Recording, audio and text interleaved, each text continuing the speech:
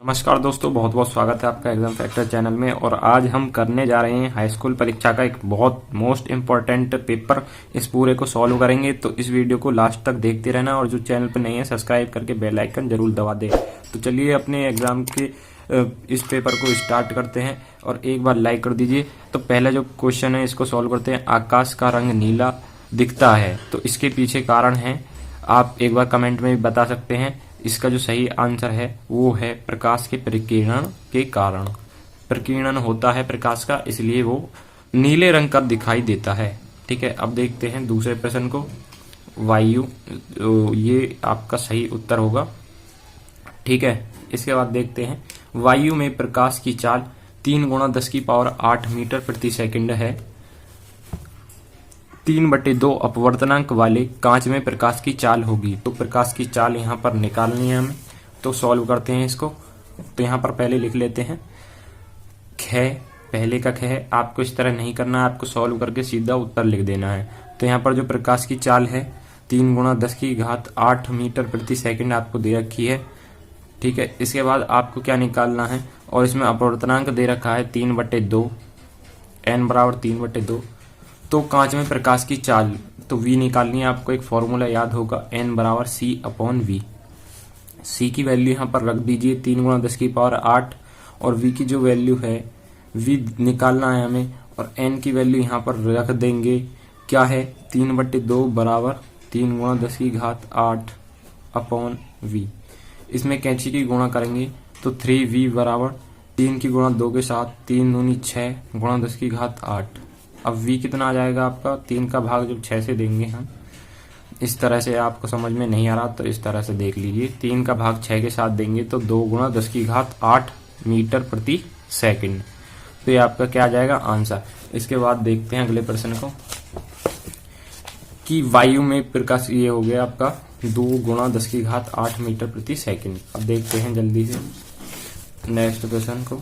इस पूरे पेपर को आज सॉल्व करने की कोशिश करेंगे। एक गतिशील आवेश उत्पन्न करता है, तो जो गतिशील आवेश है वो क्या उत्पन्न करता है, विद्युत और चुंबक के क्षेत्र दोनों। तो इसका उत्तर क्या हो जाएगा, 3rd नंबर का। ठीक है, इसके बाद अगले पर चलते हैं। ओम के नियम के अनुसार धारा I विभवांतर V और प्रतिरोध R में अभिष्ट संबंध है। तो इसमें से देखिए अभिष्ट संबंध जो बता रहा है, आपने ओम का फॉर्मूला पढ़ा होगा, ओम का नियम V बराबर IR। तो इससे आप देख लीजिए, ये आपका सही उत्तर होगा। यहाँ पर ये आपका रिपीट हो गया है, बस क्या है, ये बट्टे में इस तरह से दिखाकर लिख दिया है, लेकिन सही उत्तर क्या है इसका, सही ऑप्शन I बराबर V/R। ठीक है, तो इसका ये सही उत्तर होगा। अब देखिए ये जो दूसरा प्रश्न है, मानव नेत्र की समंजन क्षमता को परिभाषित कीजिए। ये बहुत ज्यादा मोस्ट इंपॉर्टेंट प्रश्न है, इसको देख लेते हैं। तो देखिए समंजन क्षमता जो है 2011, 12, 13, 15, 16 में आया है। इसकी आपको डेफिनेशन लिखनी पड़ेगी, 2 नंबर में आया है, तो इतने से ही काम चल जाएगा। नेत्र लेंस की वह क्षमता जिसके कारण वह अपनी फोकस दूरी को समायोजित करके दूर तथा निकट की वस्तुओं को स्पष्ट देख पाता है, नेत्र की समंजन क्षमता कहलाती है। यदि आप देखिए कभी भी दूर की वस्तुओं को आपको थोड़ा सा आंख को खोल के देखना पड़ेगा, और जो पास की थोड़ा आंख आप नॉर्मली आंख को कर सकते हैं, तो ये आपकी क्या हो जाती है, फोकस दूरी को समायोजित करने की जो क्षमता होती है वो नेत्र की समंजन क्षमता कहलाती है। मतलब दूर तथा निकट की वस्तु को स्पष्ट देख पाता है, नेत्र की समंजन क्षमता कहलाती है। बहुत आसान है, बहुत बार आता है ये एग्जाम में। अब चलते हैं नेक्स्ट। अब देखिए नेक्स्ट क्वेश्चन को, इसमें क्या कह रहा है कि एक किरण आरेख द्वारा प्रिज्म से श्वेत प्रकाश के विक्षेपण को समझाइए। तो ये हमें 2 नंबर का लिखना पड़ता है, तो इसे देख लेते हैं इसके आंसर। अब देखिए वर्ण विक्षेपण के बारे में हमारा प्रश्न था। वर्ण विक्षेपण से क्या तात्पर्य है, प्रिज्म द्वारा श्वेत प्रकाश के वर्ण विक्षेपण का कारण समझाइए, और किस रंग का प्रकाश विचलन सबसे अधिक होता है। ठीक है, तो इसका आंसर आपको 2 नंबर में क्या लिखना है, श्वेत प्रकाश किरण का अपने अवयवी रंगों की प्रकाश किरणों में विभाजित होना प्रकाश का वर्ण विक्षेपण कहलाता है। 2 नंबर में आता है, तो ये आपकी डेफिनेशन बहुत होती है, और एक डायग्राम बना सकते हैं आप इस तरह का। तो ये आपके 2 नंबर इसमें बिल्कुल आसानी से मिल जाएंगे, और कुछ इसके बारे में यदि अधिक से अधिक लिख सकते हैं तो ये रहा, आप इसमें देख के लिख सकते हैं, याद कर सकते हैं। तो अब चलते हैं नेक्स्ट क्वेश्चन की तरफ जल्दी से। जो नेक्स्ट प्रश्न है यहाँ पर वो है एमीटर का क्या कार्य है, इसे परिपथ में किस प्रकार जोड़ते हैं। ठीक है, तो इसके आंसर को देख लेते हैं जल्दी से। तो देखिए इसका आंसर क्या होगा, विद्युत परिपथ में प्रवाहित धारा का मान ज्ञात करने के लिए एमीटर को श्रेणी क्रम में तथा प्रयुक्त वोल्टेज का मान ज्ञात करने के लिए वोल्ट मीटर को समांतर क्रम में लगाते हैं। तो ये अगर इस तरह का भी क्वेश्चन आता है, किसी विद्युत परिपथ में एमीटर तथा वोल्ट मीटर क्यों लगाए जाते हैं, इन्हें परिपथ में किन क्रमों में जोड़ा जाता है, तो ये आपका आंसर होगा। तो अगले नेक्स्ट क्वेश्चन की तरफ चलते हैं। देखिए नेक्स्ट क्वेश्चन क्या कह रहा है, एक उत्तल लेंस द्वारा किसी वस्तु के प्रतिबिंब बनाने को किरण आरेख द्वारा दर्शाइए जब वस्तु अनंत पर हो, फोकस और लेंस के प्रकाशिक केंद्र के बीच हो। तो इसकी स्थितियां मैं आपको दिखा सकता हूं आसानी से, और ये मैंने एक वीडियो स्पेशल बना चुका हूं। यदि आपने नहीं देखा है तो लिंक डिस्क्रिप्शन में है, वहां जाके चेक कर सकते हैं आप। अब देखिए इसकी स्थिति को समझ लेते हैं एक बार और। जब वस्तु अनंत पर रखी हो, तो मैंने अनंत पर एक वस्तु रख दी, अनंत पर इस तरह की हम रखते हैं वस्तु को।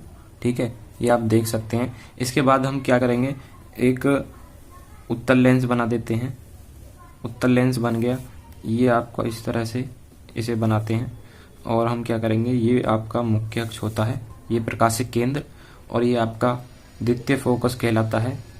ये प्रथम फोकस है, ये सॉरी मुख्य फोकस और द्वितीय फोकस ये है। मुख्य फोकस भी इसे कहते हैं और द्वितीय फोकस भी। ठीक है, और देखिए इसका जो चित्र जो बनेगा वो किस तरह बनेगा, प्रतिबिंब। पहले तो एक प्रकाशिक केंद्र से सीधी रेखा जाएगी। ठीक है, वो यहाँ से बिल्कुल सीधी ही निकलेगी और आपकी हल्की सी टेढ़ी हो जाएगी यहाँ से, तो इस तरह हो जाएगी। ठीक है, और फिर दोबारा यहाँ से जाएगी फोकस से, तो वह क्या होगी, वह यहाँ पर जाके इस तरह समांतर हो जाएगी और यहाँ पर आपका प्रतिबिंब बनेगा इसका। ठीक है, उल्टा प्रतिबिंब बनेगा, छोटा बनेगा। तो ये आपकी हो गई हैं। इसको आप देख लीजिए एक बार, मैं इसमें दिखा सकता हूँ आपको। ठीक है, इसमें देख सकते हैं आप, सेम वही है। ठीक है, और देखते हैं। अब देखिए नेक्स्ट जो इसमें पूछा गया है, जब वस्तु प्रकाशिक केंद्र तथा फोकस के मध्य है, तो हमें इसकी थोड़ी हिंदी भी लिख सकते हैं आप आसानी से। ठीक है, कि हमने इस तरह से एक लेंस के सामने एक वस्तु रखी और फिर प्रतिबिंब बनाया। ये आपका फोकस है और ये प्रकाशिक केंद्र है, आपको बिल्कुल पता होना चाहिए। ठीक है, प्रकाशिक केंद्र को हम सी से रिप्रेजेंट करते हैं। यहाँ पर एक वस्तु रखी है इन दोनों के बीच, फोकस और लेंस के बीच में। तो पहले एक किरण जाएगी इस तरह से, और वो कहाँ से निकलेगी, द्वितीय फोकस से निकलेगी, F2 से। और इसको जब हम पीछे से मिलाते हैं, ठीक है, तो ये इस तरह जाती लगती है हमें। इसके बाद एक जाती है आपकी, एक आपकी किस तरह जाती है, एक जाती है यहाँ से प्रकाशिक केंद्र से होती हुई, वो सीधी निकल जाती है आपकी। ठीक है, इसके बाद क्या होगा, इसे भी अगर आप पीछे की तरफ मिलाएंगे तो ये जहाँ भी कटेंगी। अभी ये सही नहीं लग रही है। ठीक है, तो आपका जो प्रतिबिंब बनता है वो इधर साइड बनता है। और मैं एक बार दिखा देता हूँ, चित्र मेरा सही नहीं आ पाया है, आप प्रैक्टिस करेंगे तो आराम से सही आ जाएगा। आप देख सकते हैं। ठीक है, किस तरह आपका प्रतिबिंब बना। अब चलते हैं नेक्स्ट क्वेश्चन की तरफ। अब देखिए इसमें जो नेक्स्ट प्रश्न पूछा गया है, इसको देखते हैं। किसी चुंबक के क्षेत्र में एक धारावाही पर चालक पर लगने वाले बल का सूत्र लिखिए। इस बल की दिशा ज्ञात करने के नियम के उल्लेख कीजिए। नियम के उल्लेख भी की।